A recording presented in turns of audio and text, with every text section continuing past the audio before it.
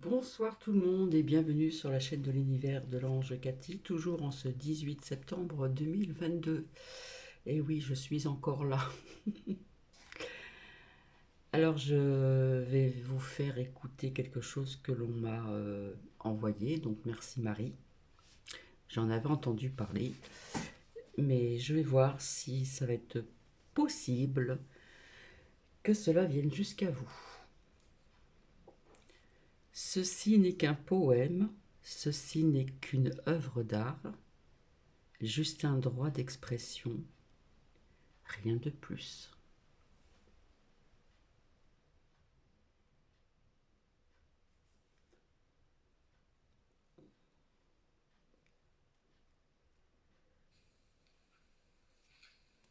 En réponse à l'innommable allocution du 24 août 2022 adressée aux citoyennes et aux citoyens de la France par celui qui se prétend aujourd'hui indûment le président, Bruxelles, au bas du 26-27 Grand Place, ce 26 août 2022, 8 heures, monsieur,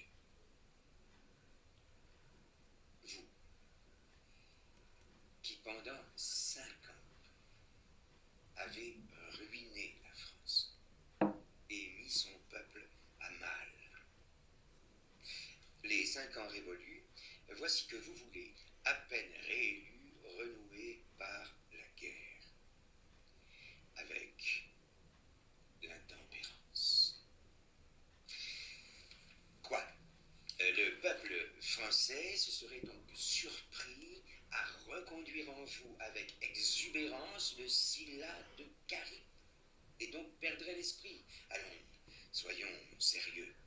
Tout cela nécessite au moins la mise au point que la question suscite, car le temps qui nous presse, à présent, c'est lassé, et l'affaire, à mes yeux, ne peut être classée. Vous n'êtes pas, monsieur, président des Français.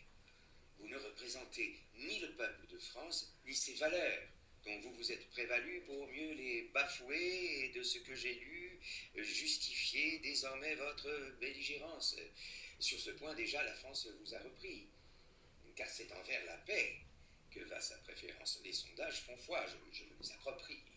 Non ceux que votre presse agite sur ces sites, mais ceux que les Français, dans la rue, sollicitent en s'opposant au plan dont vous les menacez. La France est pacifiste. Et sans vous offenser, monsieur, vous n'êtes pas le président des Français. Si vous vous prétendez président de la France, monsieur le dictateur, aux airs du Luberlu, ce n'est pas parce que les Français l'ont voulu, mais c'est en pratiquant la fraude, en l'occurrence la fraude électorale.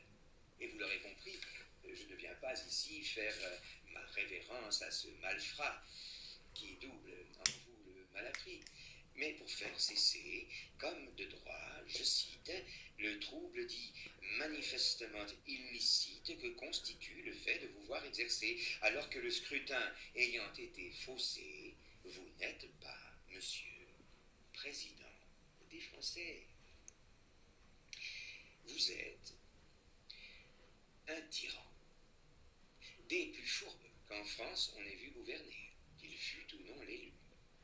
Et les lobbies auxquels vous êtes dévolus ont soumis le pays à d'ignobles souffrances, parmi les pires qu'ait subi notre patrie, celle d'un peuple entier plongé dans l'ignorance et dans la peur par vous et votre coterie, peuple, que vous forcez par un accord tacite, au son de la leçon que vos médias récitent, à oublier ses droits, au point d'y renoncer au péril de sa vie.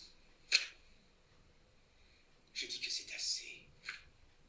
Vous n'êtes pas, monsieur, président des Français. Vous usurpez ce titre, et le peuple de France devra donc vous l'ôter pour son propre salut, avant qu'il soit trop tard, avant qu'il soit exclu de son droit par les lois qui y font référence. Ce droit que vous voulez conserver à tout prix, et dont vous abusez, monsieur, avec outrance, ce droit, il faut le rendre à qui vous l'avez pris. C'est le sens de ma lettre, et je me félicite qu'elle pose problème à qui vous phagocyte et pour qui vous œuvrez, comme chacun le sait. Mieux vaut pour vous l'entendre avant votre procès. Vous n'êtes pas, monsieur, président des Français. Vous n'êtes rien de bon au regard de la France, rien qu'un opportuniste. Un panulfe de plus qui, sortant de l'école, encore frais moulu, fut vendu comme maître au peuple en déshérence. Mais vous êtes l'esclave, et non le Dieu compris des fous, qui n'ont misé que sur votre apparence. Et ce que vous avez pour leur compte entrepris devient aux yeux de tous tellement explicite que la France, la vraie, contre vous, ressuscite. Si la liberté a un prix, sachez que c'est aux Français, non à vous dès lors, de le fixer. Vous n'êtes pas, monsieur, président des Français. Non content d'injurier le bon peuple de France, vous souillez son honneur par vos mœurs dissolues, vous bradez ses trésors par des marchés conclus avec ceux qui voudraient régner sans concurrence sur le monde entier et dont vous semblez épris au point de leur donner un pouvoir d'ingérence. Vous traitez donc ainsi, monsieur, par le mépris, le droit que tout peuple a, de manière implicite, celui de disposer de lui par plébiscite. En lui ôtant ce droit, vous vous dessaisissez, et c'est donc hautement que vous le trahissez, monsieur. Vous n'êtes pas président des Français, vous n'êtes pas, monsieur, président de la France. Et la guerre qui manque à votre plus-value, nous ne la ferons pas pour vous. N'en parlons plus. Ici, abandonnez, monsieur, toute espérance de gouverner encore. Vous avez trahi. Et c'est pourquoi, monsieur, à votre différence, puisque vous ne représentez pas mon pays, j'entreprends l'ambassade à laquelle j'incite ceux qui veulent mener, mais avec réussite, un plan de paix mondial enfin vers le succès, à me rejoindre, puisqu'il nous faut avancer et que vous n'êtes pas président des Français. Envoi de la France. Criminel patenté. Menteur irrésolu. Vous qui, pour restaurer le pouvoir absolu, êtes prêt à jeter le monde dans les rances et dans la guerre, comme dans tous vos excès, nonobstant la sentence que doit prononcer en vous destituant la haute conférence, et n'en déplaise à ceux qui baisent vos lacets, vous n'êtes plus en droit de gouverner la France. Et c'est ce que ma plume ici vient dénoncer. Vous n'avez pas le droit de gouverner la France. Vous n'êtes pas, monsieur, président des Français.